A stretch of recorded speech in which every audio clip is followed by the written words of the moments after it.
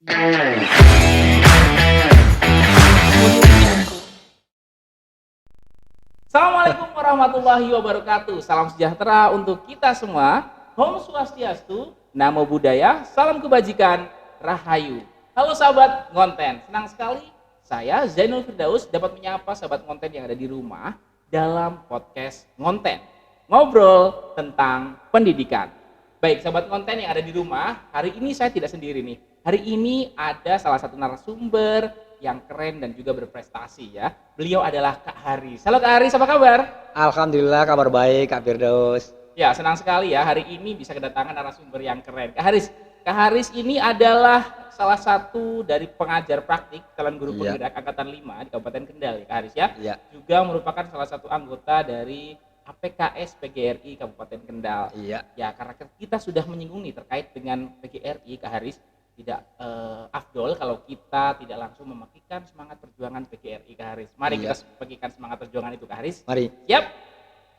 Hidup guru, hidup PGRI, solidaritas, yes. Oke, baik. Semoga semangat tadi bisa kembali membakar semangat kita untuk selalu memberikan pelayanan terbaik kepada murid kita di sekolah, itu yang penting Kak Haris ya. Iya. Dan juga terus mengembangkan kompetensi diri kita untuk bisa kita mengembangkan diri sejauh mungkin.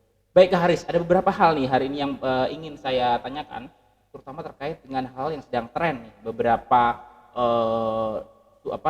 perbincangan, diskusi, dialog, baik di media televisi maupun di media sosial terkait dengan Merdeka Belajar Kak Haris. Merdeka Belajar itu sebetulnya yang bagaimana sih Kak Haris?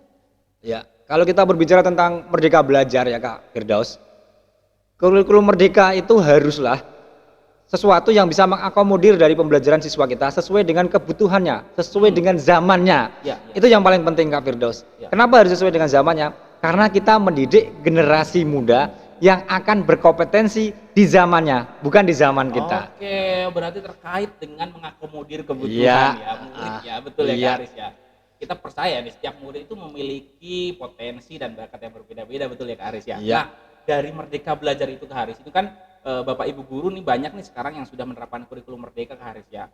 Mereka sedang berlomba-lomba dalam bagaimana menginovasi pembelajaran berdiferensiasi Kak Haris. Pembelajaran berdiferensiasi sendiri itu yang seperti apa sih Kak Haris? Iya. Kalau kita berbicara diferensiasi, pembelajaran itu kan kita harus mengakomodir tadi yang pertama, mengakomodir kebutuhan dari siswa kita. Kita tahu bahwa bahkan satu rahim saja kebutuhan dari setiap anak itu berbeda, apalagi di kelas kita yang sedemikian banyaknya siswanya. Oleh karena itu, kitalah yang harus paham, kitalah yang harus peka, seorang pendidiklah yang harus peka tentang kebutuhan murid kita.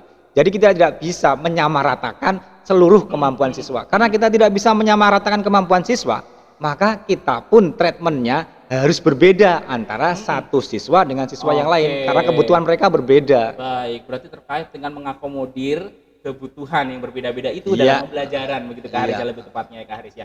Baik Kak Haris, dalam pembelajaran berdiferensiasi untuk melaksanakannya itu bagaimana sebetulnya langkah-langkah yang harus dilakukan Bapak Ibu guru? Iya, kita mulai dari apa yang ada di dalam kelas kita, apa yang ada di lingkungan kita, kemudian tujuan pembelajaran yang ingin kita capai apa. Ingat bahwa tujuan pembelajaran mungkin bisa sama, tapi treatmentnya bisa saja berbeda-beda. Sebagai contoh, di pembelajaran di kelas 6, kita ingin siswa kita mengenal tentang lingkungan ASEAN. Kemudian karena kita ingin mereka mengenal lingkungan ASEAN, maka kita tidak bisa samakan bahwa mereka harus mengenal melalui peta. Bisa saja mereka mengenal melalui peta yang pertama, kemudian gambar, kemudian ada bolehkah menciptakan puisi tentang ASEAN? Itu sangat diperbolehkan.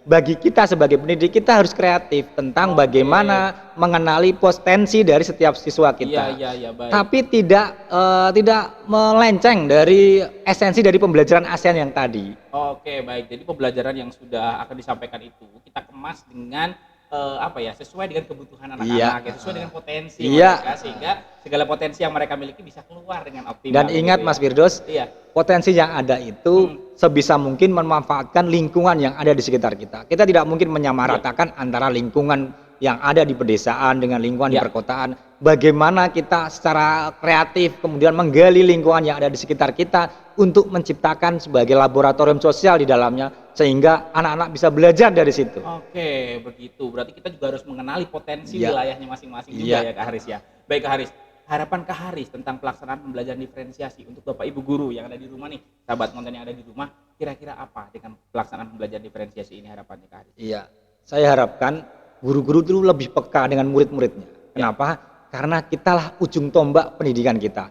Karena kita sudah dipercaya oleh pemerintah, oleh negara ini, maka segala hal yang berkaitan dengan kenaikan dari SDM siswa kita, kenaikan dari grade dari bangsa kita ada di pundak kita. Oleh karena itu, mulailah dari kelas kita, mulailah melakukan pembelajaran yang sesuai dengan zaman yang bagi siswa kita, sekaligus mulailah pembelajaran yang berkenaan dengan lingkungan sekitar kita. Oke, baik, luar biasa ya Kak Haris. Tadi perbincangan kita sudah semakin hangat Kak Haris ya. Iya. Jadi mulai dari kita membahas terkait dengan Merdeka Belajar, pembelajaran berdiferensiasi ya.